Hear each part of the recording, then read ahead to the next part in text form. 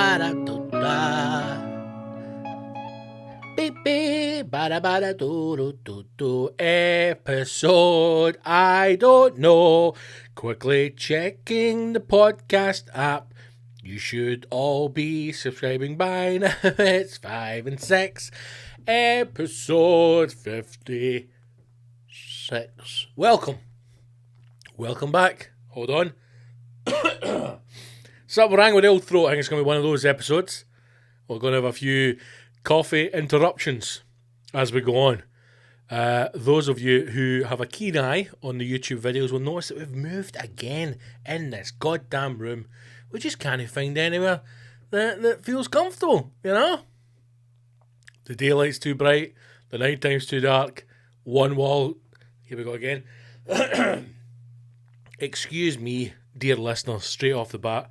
I don't know what's going on with the old throat. I'm coughing away like a pensioner. So I am. But welcome. Yes, episode 56. It's episodes are all blurring into each other at this point now. I'm beyond the point where I can even remember before lockdown. I think that's how far we've gone. I don't think any of us can truly believe that it's still happening, but it is. Is it going to get... I need to stop saying, is it going to get back to normal? Because it's not going to get back to normal. Not anytime soon. But here's the thing that I've been thinking about. It will end. All of this will end, right? Now, oddly, as much as I want all of this to be over for purely selfish reasons, and those reasons being I need to get back to work. I need to get back gigging, touring, being a comedian again, because it is all I know, it's all I can do, it is who I am, and I need to get back to it. And it will happen soon, right? Maybe another 6 months, maybe another 7 months. It's going to happen, and we're going to get back to normal, right? But I have been thinking there are probably quite a lot of people out there who maybe don't want it to end. You know? They've maybe got to the point now where they're quite happy that this is their life. They either work from home, they don't have to see anyone, anything that they want can be delivered, or they go to their work, they come home, they sit and watch the telly, and other than maybe going to a pub at the weekend, not much has changed. I'm constantly thinking that it's a huge upheaval for everybody. But there's probably a lot of people out there who have really... COVID has impacted on their lives not one single bit. Other than that brief period where we were all locked down and we couldn't leave the house. You were only allowed to do it for 1 hour a day. Other than that period, nothing's changed. You know? They sit in the house, they watch daytime TV, they go to Tesco, they make their dinner, they go to sleep. They got the next day. They watch it. And it continues on. There's also another group of people who now are so caught up in conspiracy theories, fears about what might be coming. What else is next? If they can do this, they can do bloody entities, I tell you that much. There'll be those people who are terrified to go back to normal life. You know? I think it's going to be very interesting. I don't think that I'm going to have much of a problem. I was talking to a friend who's also a comic, and we were talking about audiences and what an audience is going to be like. And I generally don't think I'm going to have the problem that some other people are having, where their audience is a little bit skeptical. Is that the right word? Scared is probably the word. I don't think anybody who's coming to see me is being caught up in the whole, what if people aren't vaccinated, and what if the vaccine is an actual chip in your brain, and I don't know if I want to be in a group of people anymore. I think most of the people who come and see me doing comedy will just be like, thank God we're at the house. I'll have a pint and a vodka soda for the good lady. Then we have a laugh and we go on our merry way. We will see. We will see. Hopefully it gets back to normal sooner rather than later. Today's been one of the days. We're recording this far later in the day than I would have liked. I had to take a tour manager to the vets today. Took it with the vets, and unbeknownst to me, it was a sting operation from the vet. I thought I was bringing the dog in to get a once over so he could be given a re-prescription. But what's happened is I've came in, the vet has put me against the wall, dropped my trousers, and then buggered my arse to the tune of £99 for fuck all, from what I can gather. The wee man's on tablets, skin condition, he's fragile, he's a gentle beast. And this is the new one. I have to take my hat off to the vets, to be fair to them.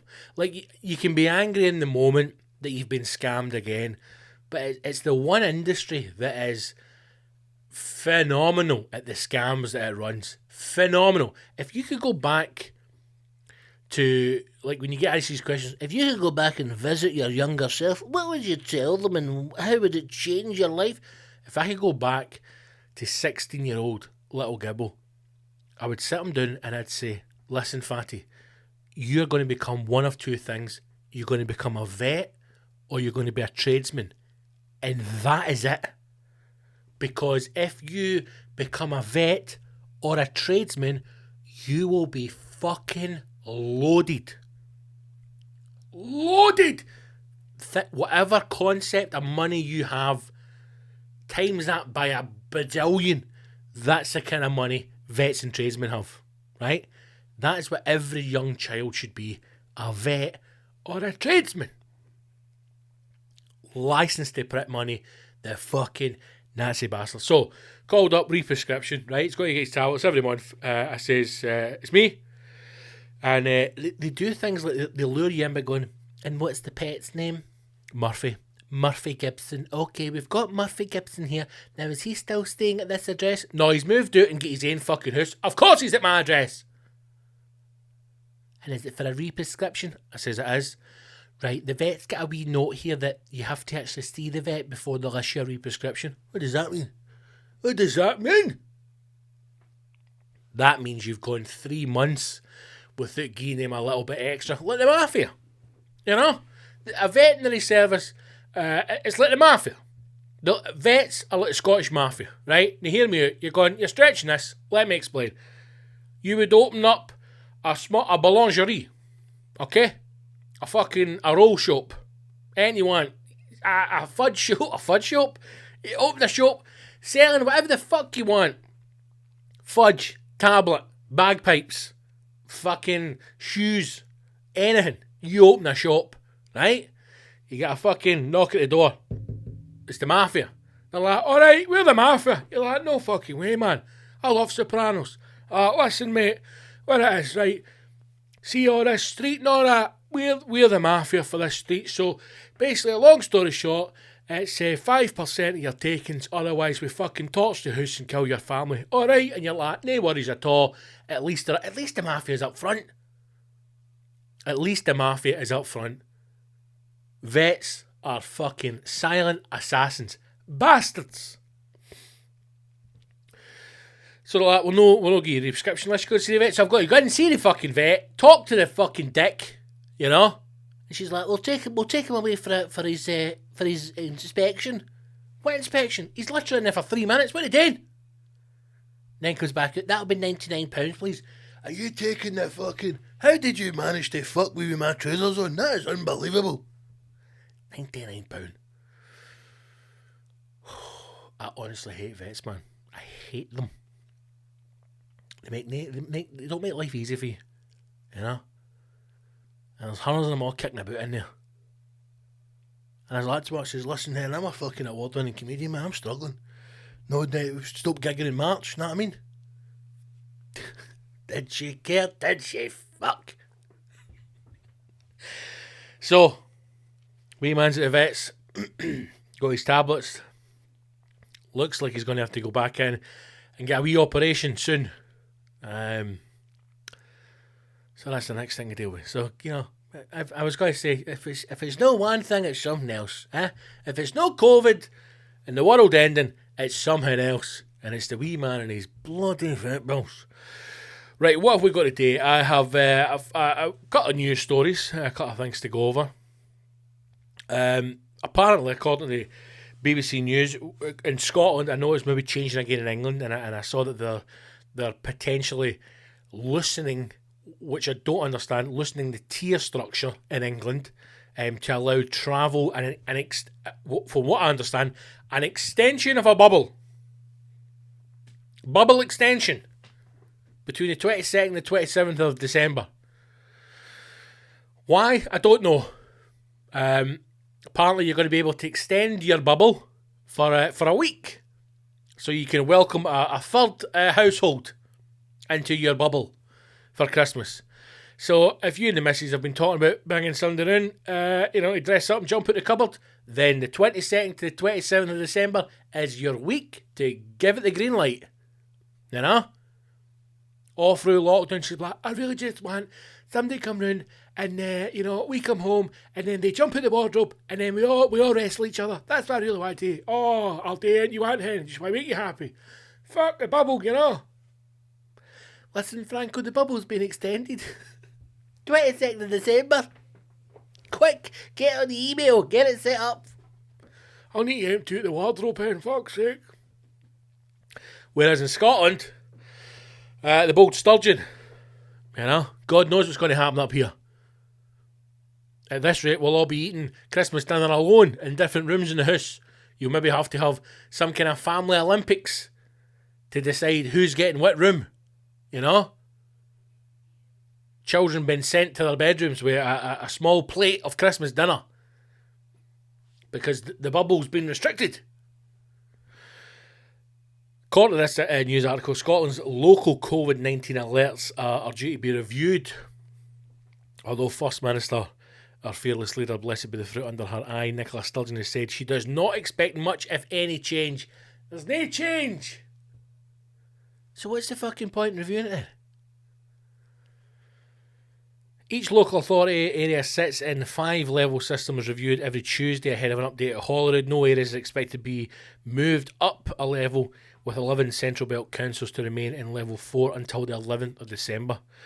What I don't get about the whole issue they've got towards Christmas is if either government, whether it's Westminster or Holyrood, are considering relaxing the tiered structure or the lockdown rules simply because it's Christmas, then surely what they're actually saying is that everything should be loosened or everything should be removed or restructured. Surely that's what they're saying, because there can't be any argument that just because it's Christmas that things should be relaxed. It doesn't make any sense. It doesn't make any sense at all. Nothing changes. It's just a day. Whether you're deeply religious or not, Christmas is just another day. All right, you've got your presents and your tinsel and your baubles and you've got your Christmas dinner, but it's just another day like any other day. So why would they choose that to relax the restrictions? Either that's saying that the current restrictions we're in are too harsh. I, like most of you, I've got an iPhone. You will have a smartphone of some kind. If you don't, you're a fucking predator. I get a notification, 3-4 times a day from Apple News. I get one every single day. Now I'm getting them twice a day, telling me the cases. We're back to that. We're back to the fucking death lottery when that was a thing. When they used to put it in the news, today's death count 419. You're like, Jesus Christ, that's not double for yesterday. What did you have? 424. Yeah, nothing for being over, hen. Nothing for being over. Now we're back to that again. We're back to getting death counts, case totals every day. And here's the thing that's still getting to me. And I know we start off every fucking episode talking about COVID, man, but it's consuming us. If we were at the point where we were on a full lockdown the first time round, and we were being locked down for less cases, confirmed cases, and less daily deaths than what we're experiencing now, what is the difference? Or why are we being forced into this tiered structure? if there's clearly still a rise in cases? And I know people will argue, but there's more people being tested, so you're going to have more positive cases. Right, but still, there are still people dying. I honestly, right now, the fact that we are at the end of November and still none of this makes sense is absolute madness. And to show you just how bad it is, you may have saw this being kind of come up on your home screen, your phone, right? And the headline was chimps, Ebola and private jets. And as soon as I saw that, I thought somebody's hacked my fucking podcast, because that headline sums up perfectly the fucking madness that goes on around the COVID-19 situation. Chimps, Ebola and private jets. And this article was all around the vaccine, which has been pushed. It's been pushed through, and there's all load of conspiracy theories around that. You've all seen the stuff of Bill Gates coming out and go, I'm not trying to put a chip inside anybody's arse. I'm not interested in that, carry on. People saying that the government's going to track you and that they don't know what the vaccine is and it could make you sick and da-da-da-da-da and this, that, and the next thing. Obviously that you're going to have some issues around it, or you're going to have at least some questions raised, because nobody trusts any fucking government now. And when you have other diseases, other vaccines that have been years in development and are still not at the point where they're able to be even go to human trial, let alone market, let alone be mass produced. We apparently have got one for COVID that is either 90%, 92%, 95% or 98% successful, depending on who you believe. Suddenly is not only tested, but is being manufactured at a level that could be rolled out across the country. So obviously people are going to question it. Now, experts come in and say things like, but we didn't start for zero, because we've been studying flus and all sorts of nonsense for years. I think now that with the speed that this vaccine has been created, I don't think there's any argument anymore for the whole wet market. Somebody ate a bat, somebody had a bat burrito or bat soup and they got COVID. I think that's completely out the fucking window now. I think people fully understand that this was man-made. This was meant to be, I think, weaponised in some way, created in a lab, and either then the discussion, the grey area comes, was it released intentionally or unintentionally? And that kind of depends on which side of the fucking city you sit on, right? I'm saying probably released for a laugh, or at least for some purpose, whether that be a reduction in global population, whether that be someone to make a grab on international markets. I don't know, but I do think you're daft if you don't believe that this was man-made at this point. So this is an article that is on BBC News, and it says 10 years of vaccine work achieved in 10 months, yet no corners cut in designing, testing and manufacturing. And I think you're going to start to see a lot of articles like this, and the article is going to try and almost be like a cheer for science and a cheer for technology, and to try and distance you from the idea that something dodgy might be going on, or there could be questions that should be asked around the vaccine. I think you're going to see a lot more of this kind of stuff to try and distance you from it, to say, listen, don't worry about the Chinese or the Russians or Bill Gates. Don't worry about that. Just come down to the shop, put your arse through the gap in the wall, and we're going to fire a big needle up your bum cheeks, alright? And you're going to be totally fine, and you can go on holiday, and you can go to a swimming pool and hang out in a bar. But what's in the vaccine? I don't worry. Listen, I heard that, see, when you get the vaccine, all your toenails fall off, man, and you turn purple, and then there's like fucking people doing a job, and it was like pure fire, like actual fire coming for their arse. Don't listen to that. Do you want to go on holiday? Jaggy arse. That's probably the marketing that they just need to go down. Do you know, all these people, if they have them on any news debate programme, we're concerned that we don't really understand what the vaccine is. We still don't understand what the virus is. So how can we understand? How can we create a vaccine for a virus we fully don't understand? Now, I know that people are talking about SARS and Ebola and using that as the base plate. the design molecular structure to create this vaccine, but you have to address the fact that there are concerns raised about global players, such as Bill Gates and the issues that he has around third world countries in Africa and inoculating children. I think these are valid questions. Somebody for the government, tap button done up, leaning back in a chair, big fat cigar. Do you want to go on holiday or no? Then you're getting a fucking jaggy arse. Alright? Jaggy arse for holidays. Maybe we need to start thinking about, this is going to be the next, we'll talk about it in a minute because I've got a clip for that, right? So, this is the article. Two statements that sound like contradiction, meaning 10 years vaccine work in 10 months, and have led to some ask, how can we be sure the Oxford vaccine, also I think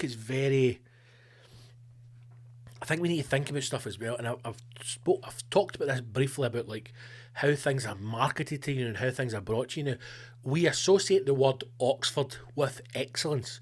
Oxford University, Oxford Dictionary, high-end stuff, right? The town of Oxford, you know, very posh, very proper, very, very well put together, high-end, right? When anything's got the word Oxford in it, it suddenly sounds, oh my fucking God, an Oxford. It sounds very grand, right? As if there can be no problems, no grey areas, no errors, because it's got the word Oxford in it, right? So it's all been referred to now as the Oxford vaccine, obviously because it's been made down there. But whereas before it was coming across in the news as just the COVID vaccine, it's now Oxford, and you've got to open your fucking mind to this stuff, man, right? I'm not trying to brainwash you. They're just saying, watch how you're being manipulated, man. Fucking Bill Gates is in my head right now. So the Oxford vaccine, which has published its first results showing it is highly effective at stopping COVID-19. Not completely effective, just highly effective. Is safe when it has been made so... Is it safe when it's been made so fast?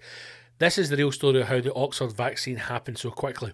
According to the BBC News, it is one that relies on good fortune as well as scientific brilliance, has origins in both a deadly Ebola outbreak and a chimpanzee's runny nose, and it sees the researchers go from having no money in the bank to charting private planes. Now, if you're trying to put an article together that is making people feel comfortable at a vaccination or explain to them how they got there so quickly, do you think starting off like some kind of Disney, I'm going to tell you the story of the vaccine. Gather round, children.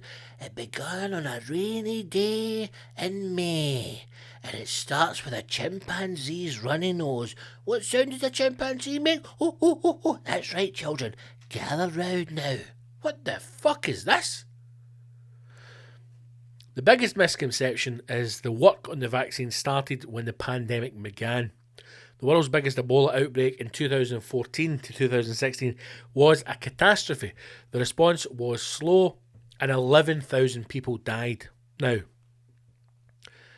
let's put that into perspective as well, because I believe currently the death rate in America is approaching or over 60,000 in America alone. But the Ebola outbreak that lasted 2 years killed 11,000 people. The world should have done better, Professor Sarah Gilbert, the architect of the Oxford vaccine, told. In the recriminations that followed, a plan emerged for how to tackle the next big one.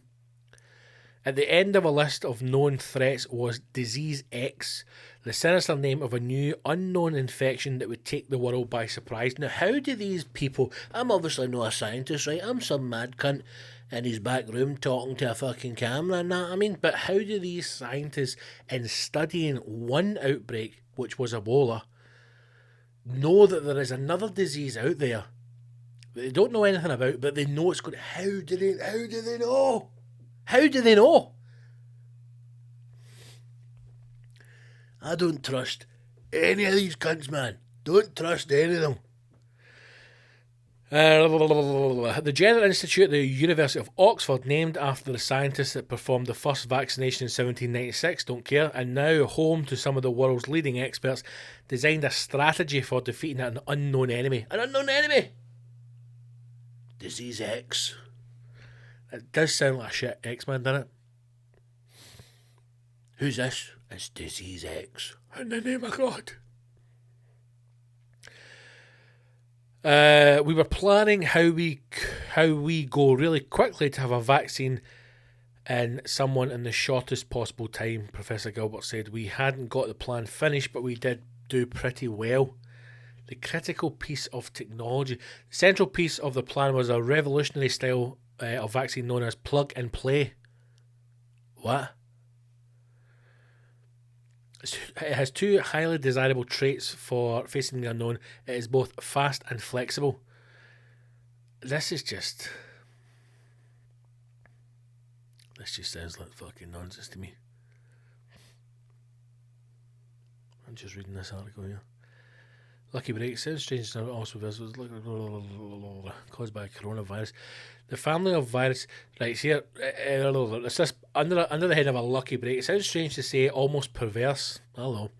But it was lucky that the pandemic was caused by a coronavirus. Obviously, coronavirus being a strand of flu. The family of viruses has tried to jump from animals to people twice before in the past 20 years. SARS coronavirus in 2002 and MERS coronavirus in 2012. It meant scientists knew the virus's biology, how it behaved, and its Achilles heel, the spike protein. We had a huge head start, Professor Andrew Pollard from the Oxford team said. The spike protein is the key the virus uses to unlock the doorway into our body's cells. If a vaccine could train the immune system to attack the spike, then the team knew they were odds on to succeed. Do you know what these articles say to me, right? It just stinks of cover-up.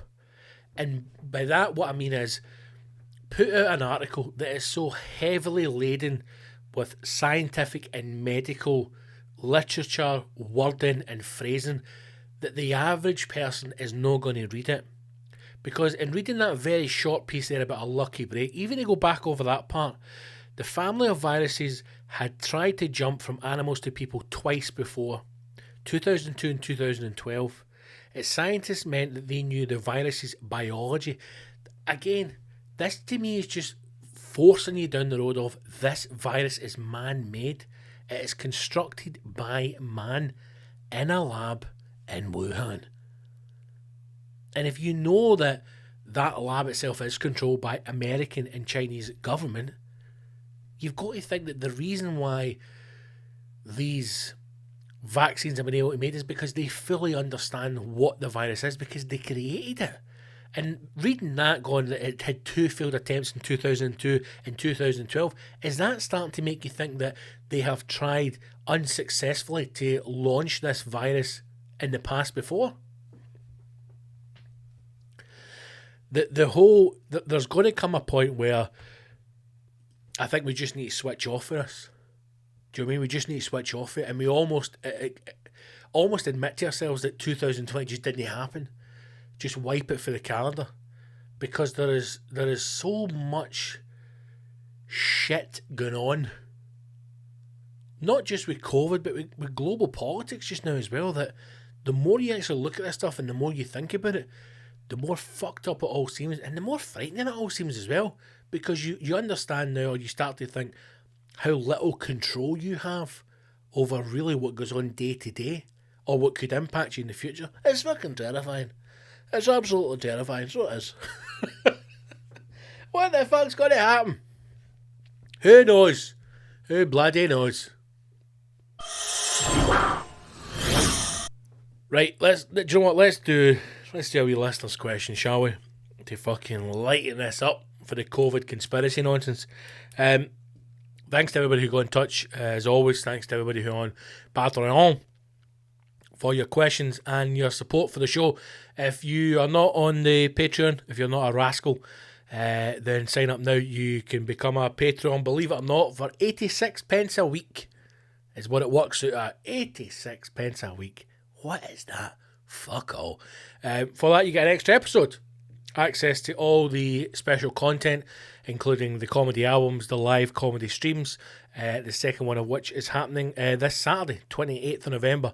So never a better time than now to sign up to the Patreon. Go to patreon.com/Big Scott Gibson and do that. Right, Kenny Bridges has been in touch. Kenny has asked a very difficult question. A question that's burning in the minds of many.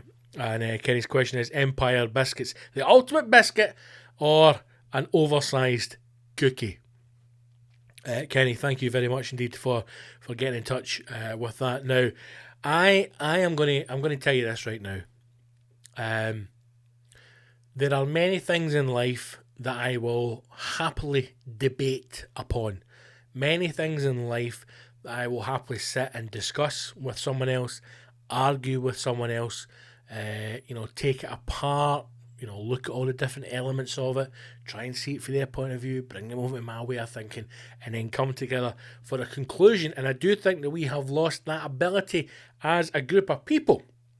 I think there was a time when you could sit down with someone, disagree with them wholeheartedly, have an open and honest discussion about your views, listen to their views, come to some kind of agreement, or agree to disagree, remove yourself from that situation and continue to be friends.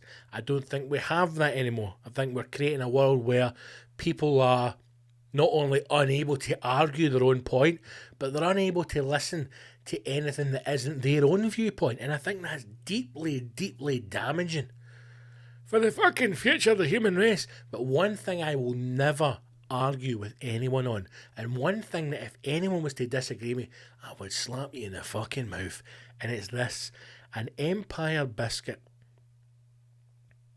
done well. I'll add that in.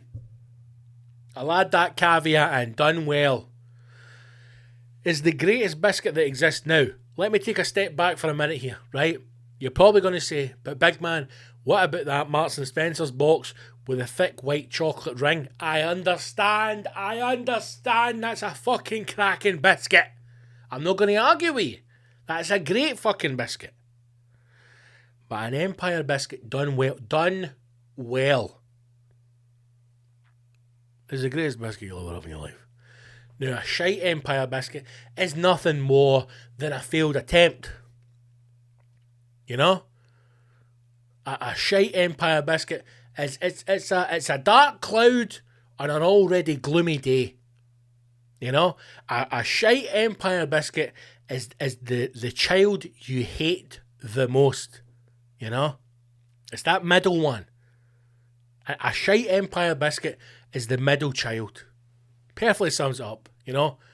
Often you'll lie in bed with your partner and you go, how could we not just have went from the first one to the third one? How did we have to have that cunt in the middle? That's an Empire biscuit. Unless it's done right. And if it's done right, with the right amount of jam, don't scrimp on the jam. Two good wee shortbread biscuits, round. Don't begin me a square or a triangle fucking Empire biscuit, you dirty beast. A round biscuit, good shortbread, full of jam, packed with jam, and then a thick layer of icing. And I'm going to say a jelly tot or a cherry, both acceptable. If you're one of these people who puts like a licorice allsort on top of your Empire biscuit, there's a special place in hell for you. Jelly tot or a cherry, both acceptable on an Empire biscuit.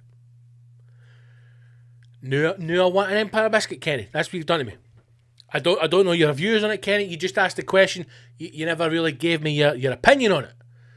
But I would say an Empire biscuit done well. And I stress that again. Done well.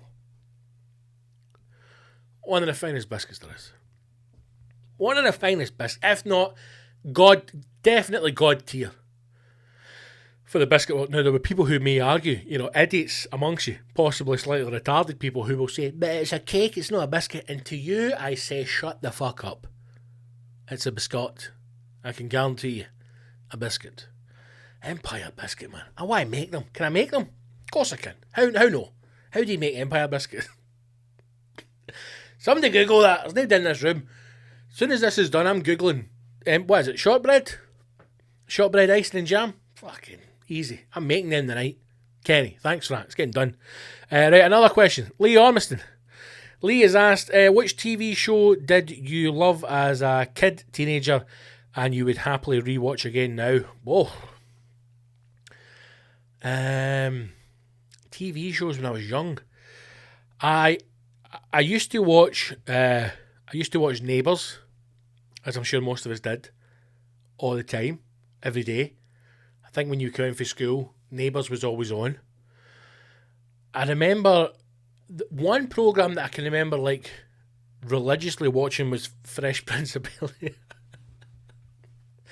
Fresh Prince of Bel-Air, which oddly appears to be making some kind of comeback now. I don't know if they're rebooting it, as America says, you know, as Hollywood will say, rebooting it, which I think they might be.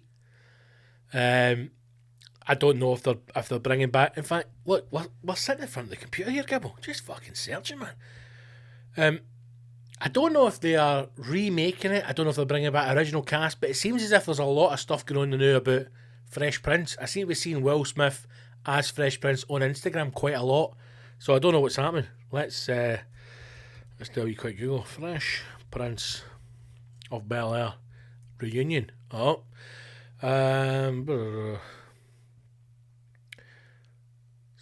right, 25 years ago, reunion gives all the feels. Oh, it's just a reunion episode. I don't know what's happening. Don't know. But Fresh Prince of Bel-Air, definitely one. I remember watching that all the time and being totally blown away by it. I think because it had everything that young people loved, especially then, because obviously America was, at that point when you're young, was like the big thing, you know, everything. Like, I can still remember when movies would come out and they'd be in America and you had to wait like 5-6 months before you got them, you know, stuff like that. Or you'd have friends that would go on holiday to America and they'd be like, "You're not going to believe this, man. I watched fucking X-Men on the plane." You're like, "That's not even it yet. How's that fucking possible, man? That's fucking mental." Stuff like that. Or people would bring clothes back from America that didn't exist here, you know? Excuse me, and then you're watching it, it's got a bit of high school, a bit of young people.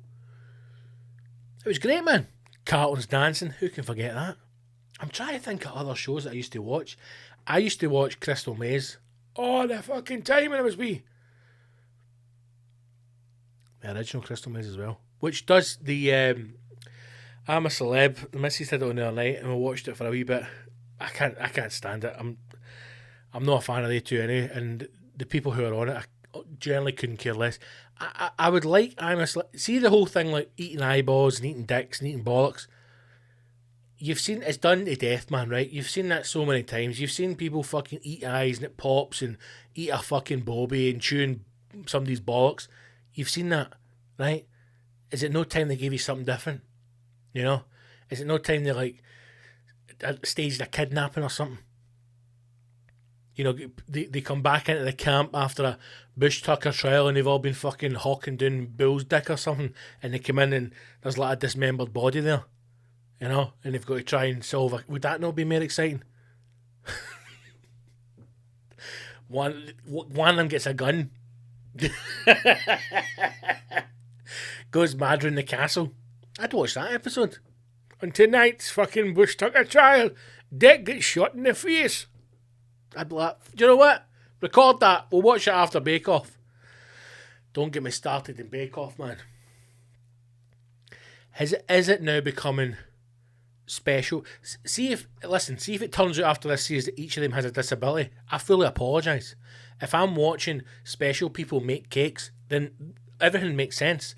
The fuck up makes sense. The bad cakes make sense. The poor decoration. Suddenly it all makes sense. But if these are people who claim to be amateur bakers, get the fuck off of telly. And would it kill them to make a Victoria sponge every now and again? For fuck's sake. What's tonight's challenge? We're going to make a Stukenkugel. A what? It's a 16th century, hard bake, crispy bit. What the fuck? Would it kill them just to make a fucking Victoria sponge? Or an apple pie? People think I'm daft. I would quite happily watch Bake Off if there was just 8 people in a tent making the greatest Victoria sponges you've ever seen in your life. I'd watch that. Make a really good apple pie. A Black Forest Gateau. My favourite cake is the Black Forest Gateau. See if they're them all making a fucking classic Black Forest Gateau, I'd be like, this is the best episode ever. Instead they're like, it's Japanese week. What the fuck is Japanese week? I'm not happy with Bake Off. I'm not happy with it. The standard is shocking. None of the fuckers can bake. Their cakes are shite. I've none of the bastards heard the air condition either. Every year, it's fucking 900 degrees in the tent. None of them are Geordie. I don't know why I'm doing that accent. The money that Channel 4 make off that, they can't put air conditioning in the fucking tent. You get catering companies that do weddings for 200 grand who's got air conditioned fucking fridge tents. You're telling me you can't get Matt Lucas running about with a fan to try and cool people's melting cakes down? And who comes up with the idea? How hot is it in the tent? It's about 105 degrees. Right, ice cream week. Shut up, you dick. I'm angry with Bake Off. The Missy's best pal is an incredible baker. Kingsley Bakes is her name on Instagram. Go and follow her at Kingsley Bakes. And she is phenomenal. Phenomenal. She made a cake for Yaz's birthday. And honestly, it is one of the greatest things I have ever tasted in my life. It was this fucking Mad Hatter's bastard, huge big thing, all layered up, and it had like peanut butter icing in it, and it had fucking the hingmies on it, and the doodads, and the bits and the bobs. It was unbelievable. You know what, like sometimes when you look at a cake, right, and you think, that looks fucking incredible, and you're prepared for it being a little bit shit, because it just looks so fucking good, right? So you're going, do you know what? I'm prepared for this just to be alright, because that shock and awe that I had at the start, that'll make up for it. See, as soon as I tasted this fucker, in the name of God, I could have died of happy. I have generally never tasted a cake as good as the one that our pal made. Kingsley Bakes on Instagram. Follow her. She's brilliant. So when I see people like her, and then you see the idiots that make it onto Bake Off, I'm like, Mary Berry would be spinning in her fucking grave. That wee claw would be like, what the fuck is it?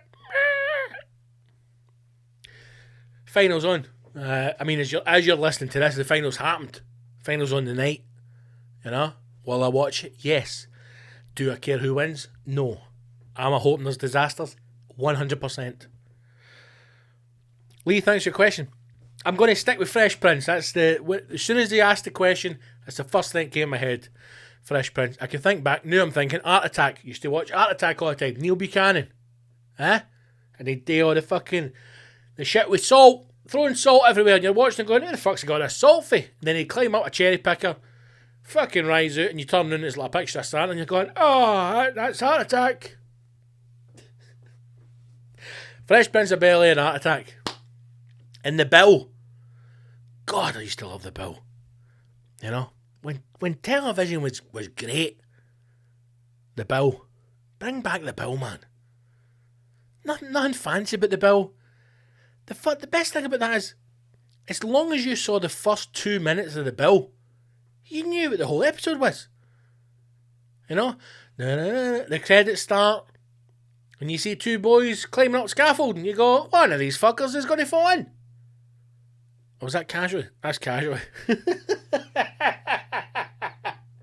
Casually and the Bill. It was the same thing, only one was fucking police and one was doctors, paramedics. It's the same thing. Fuck it. Lee Kenny, thank you very much for your questions. And again, if you want to ask a question, get in touch, man. Social media, Facebook, Instagram. Facebook is Scott Gibson Comedy, and Instagram's at Big Scott Gibson. The website scottgibsoncomedy.co.uk for all the links, and do consider becoming a Patreon. It's the best way to support the show, and it's the only way to access all of the content that I create. The only way to access it. One extra episode every single week, including the comedy albums that are already on there, and the live stream comedy gig. Next one is this Saturday, 28th of November, so sign up for that.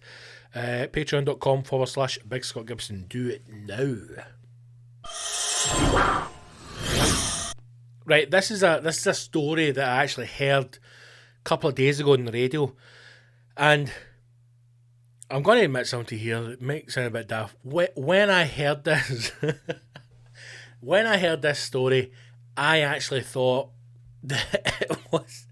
I actually thought Celtic had bought a player. Right now, what had happened was the first story was about Celtic, and then I just heard this, and I thought they've bought a player, and I actually thought they had bought a player called Pigeon from a Belgian team, and it turns out that it's actually an actual pigeon from Belgium has been sold for 1.4 million. Now you might be thinking, what in the name of God's happened to the world? And you're right, but a Belgian racing pigeon has been sold for 1.4 million after a mystery bidding war between Super Duper and Hitman. Very odd names for people interested in the racing pigeon game. I never knew that racing pigeons was so fucking lucrative. If I'd known that, I would have had a do-hut from the age of 10. You know? Can you imagine if somebody told you, a young boy, you could sell a pigeon for £1 million, I would have had the biggest fucking do-hut in Scotland. £1 million for a pigeon. Let's just get the article up here. 2 Chinese bidders, obviously. Now, I hope they're not going to eat it, are they? They're flying it, right? Surely. 2 Chinese bidders operating under the pseudonyms Super Duper and Hitman. I suppose that's Hitman's a bit dodgy. At least it's not like fucking Hot Walk. Don't put my real name. Don't put put my soda name. What do you want your name to be? Hot Walk. Would you sell your pigeon to a Chinese businessman called Hot Walk? Is he going to eat it? Is he going to race it? Maybe race, maybe eat. Anyway, the bidding war between Super Duper and Hitman drove up the price for the Belgian racing pigeon known as New Kim for 1.4 million quid. These guys get too much money. A female racing pigeon from Belgium called New Kim has been sold for a record €1.6 million, £1.4 million sterling, to a mystery Chinese buyer at an online auction during a frantic final 30 minutes at the end of a 2-week auction at the PIPA, a Belgian auction house for racing pigeons. An auction house for racing pigeons. How is that? How is that never been on an Antiques Roadshow? How have they never gone for it? How have they never been standing somebody like an old antique? There's actually 14th century King Louis XII sideboard here. I've never seen anything in such condition in my life, and this at auction, I'm comfortable to say, could reach upwards of £85. Fantastic find, absolute life-changing sum of money there, £85, yes. Why does it never then cut to like somebody's papa just holding a pigeon? Well, we've never seen a fucking deal like this on Antiques Roadshow. I thought I'd bring it down and see if you can value my pigeon. Right, Super Duper got the bird. Super Duper won in the end, you'll be pleased to hear, and is said to be the same wealthy Chinese industrialist who already has male pigeon Armando dubbed the Lewis Hamilton of the sport. I assume because the pigeon's got dreadlocks. Could be wrong.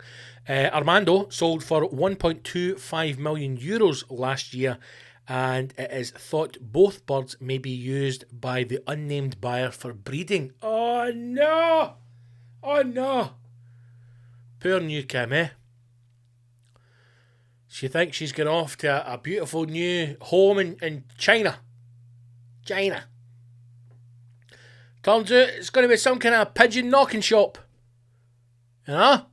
She'll be getting fucking strapped up like 50 Shades of Grey, and in comes Armando to do his business. Can you breed? Do people buy pigeons? I mean, I know horse racing's a big thing. You sell a bucket of spunk. You don't sell a bucket of spunk. I mean, that would be a difficult Amazon delivery.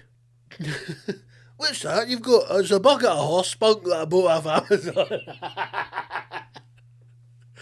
Do they sell horse spunk on Amazon? But you know what I mean, you breed horses. Dugs. Would you breed racing? Is there any money in racing pigeons? Let's read on. Bidding for New Kim started at £200. It went up to 1.4 million quid.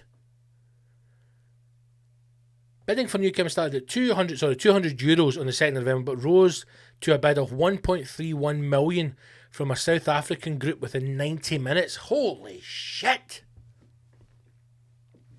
That is either a very good auctioneer or somebody who is extremely nervous. How do you go from €200 to 1.3 million in 90 minutes?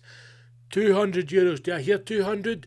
200 in the back of the room. 200, sir. Yes, the Chinese man with the walk. Okay, sir. And then do we hear any more bids in the room? At 200, going once, going twice. 250. 250 from the South African in the room. Okay, 3 Dakars from the South African. 250. It's with you, sir. 300 from China. 300 with the Chinese man with the walk. 300 for the walk. Do I hear any bids? 1.3 million euro.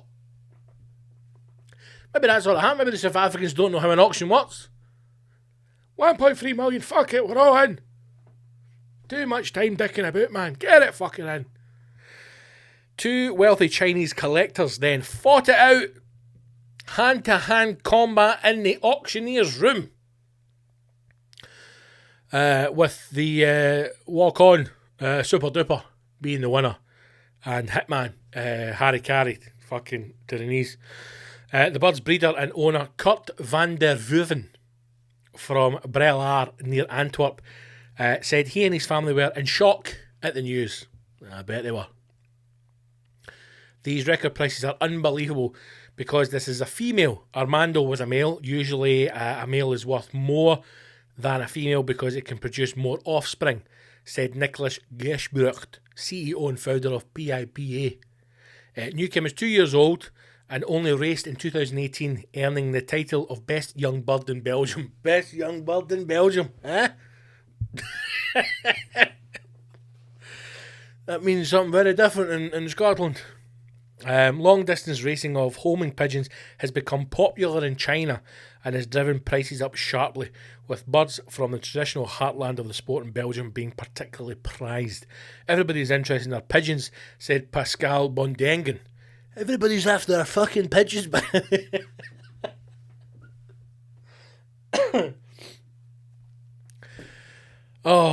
Pascal's head of the Belgian Pigeon Federation. What an esteemed position that is to hold.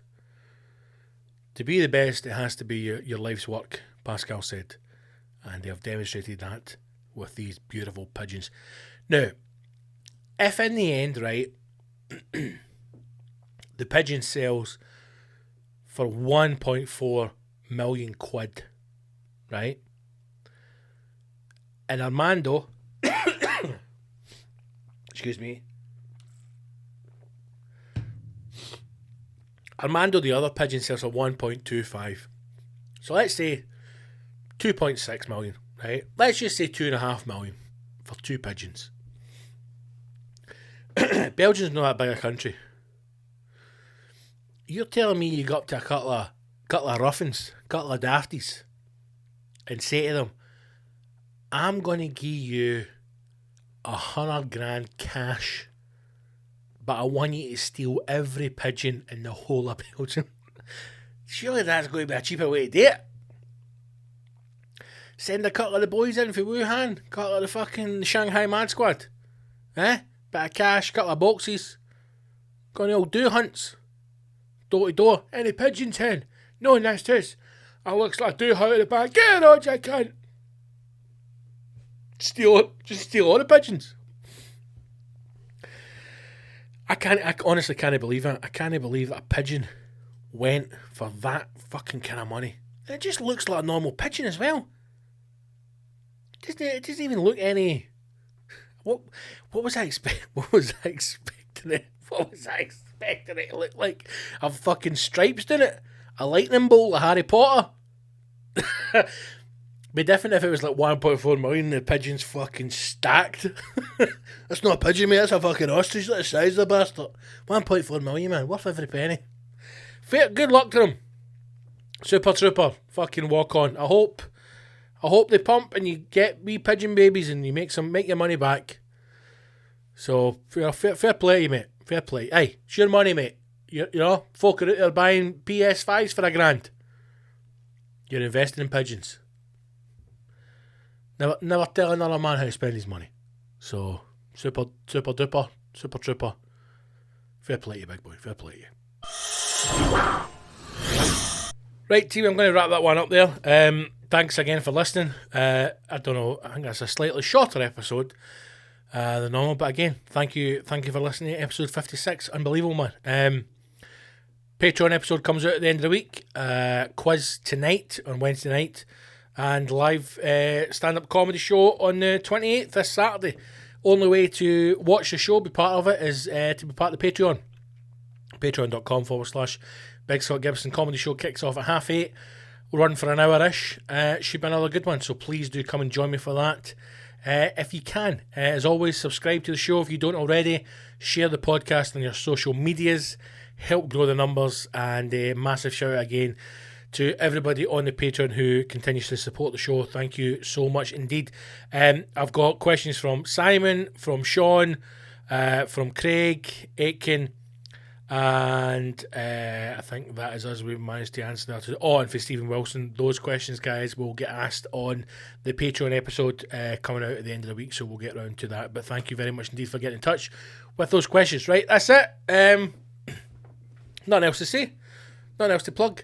Get on the Patreon, man. If you don't already, you should be on it. Great way to get all the extra content and to see the stand-up comedy gig this Saturday. Should be a good one. Looking forward to it. Some new stuff, some old stuff. We'll have a wee laugh, stretch the comedy muscle. Should be a good one. As always, stay safe, look after yourself, wash your hands and your arsehole, and I'll hopefully see you in a battlefield very soon. Take care, guys. Thanks so much for listening. Onwards.